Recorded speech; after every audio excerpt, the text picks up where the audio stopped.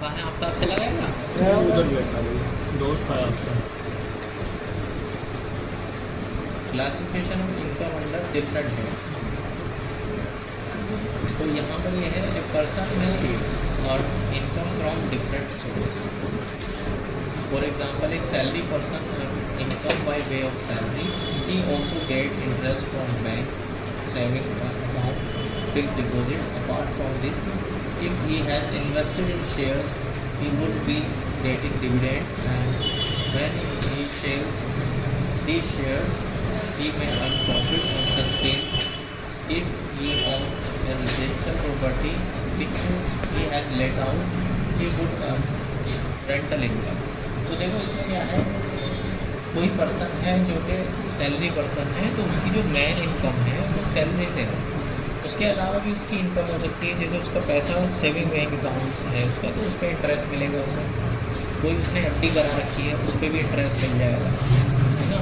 उसने कहीं शेयर्स में इन्वेस्ट कर रखा है, ठीक है, तो शेयर्स में भी जो इन्वेस्ट कर रखा है, तो उस पर वहाँ से कंपनी, जिस कंपनी में इन्वेस्ट किया है वो उसको डिविडेंड देती है, ठीक है। अगर वो शेयर्स अपने सेल कर देते हैं और उसका कोई प्रॉफिट होता है, तो वो भी आपकी इनकम का ही पार्ट होगा। आपकी कोई रेजिडेंशियल प्रॉपर्टी है जो आपने किराए पे दी हुई है, तो वहाँ से आपकी किराए की इनकम आ रही है। तो सैलरी जो मेन इनकम है, उसके अलावा भी किसी पर्सन की और भी काफ़ी सारी इनकम्स हो सकती है ना, अलग अलग तरह की, जैसे इसमें बताया। Under the income tax act for competition of total income और income of tax payer are classified into 5 different head of income. तो इसके 5 हेड होते हैं इनकम के। पहला होता है सैलरी, दूसरा इनकम फ्रॉम हाउस प्रॉपर्टी, तीसरा profit and gain of business और प्रोफेशन, चौथा कैपिटल गेन्स, पांचवा इनकम फ्रॉम अदर सोर्सेज, ठीक है। तो salary person earn is taxable under the head salary. तो सैलरी का अगर कोई पर्सन है या पेंशन उसको मिलती है, तो वो किस हेड में आती है, उसकी इस तरह की इनकम सैलरी के head. Rental income is taxable under the head income from house property. अगर कोई आपको किराया आ रहा है, तो आपका वो कहाँ पर आएगा, इनकम उसकी कैटेगरी होगी हेड होगा income from house property. Income derived from carrying on any business और profession is taxable under the head profit and gains और बिजनेस और प्रोफेशन। तो अगर आपका कोई बिजनेस है, तो वो प्रॉफिट एंड गेन्स बिजनेस और प्रोफेशन में आता है। अब आपका बिजनेस है या आप प्रोफेशनल हो, जैसे आर्किटेक्ट, डॉक्टर, इंजीनियर, इस तरह का है अगर कुछ, तो वो प्रोफेशन में आता है, तीसरी हेड में आता है। चौथा है इसमें आपका profit from sale of capital assets like land, building and shares.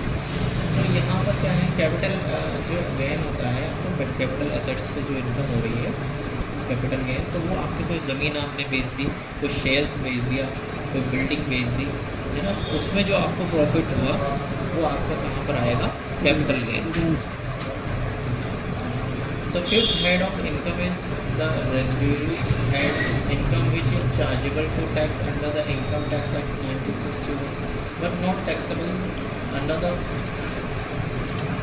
first 4 head will be taxed under the head income from other sources।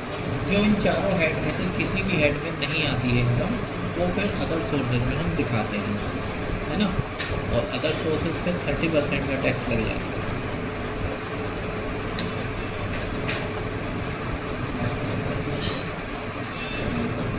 देखो अदर सोर्सेज में भी ये भी आता है, फिर एक चीज़ और है जो अमूमन होती रहती है, वो चीज़ बताऊँगा।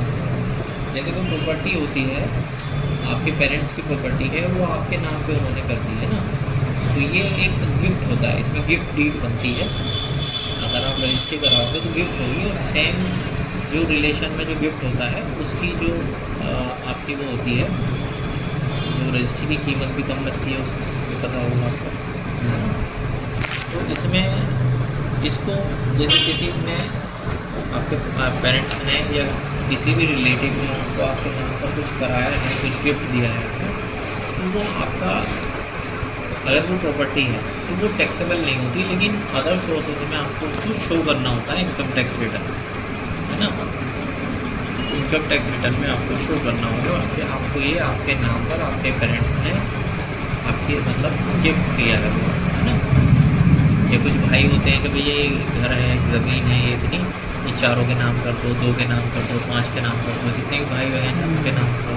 तो जो हिस्सा आपके नाम पे आ रहा है उसको आपको शो करना है। इसके अलावा आपको कोई अगर मान लो वो मिलता है, जैसे कि पैसा मिलता है कि हमारे पेरेंट्स का इतना पैसा था वो सब भाइयों में बढ़ गया, तो वो पैसा जो होता है वो पैसा जो है वो टैक्सेबल होता है।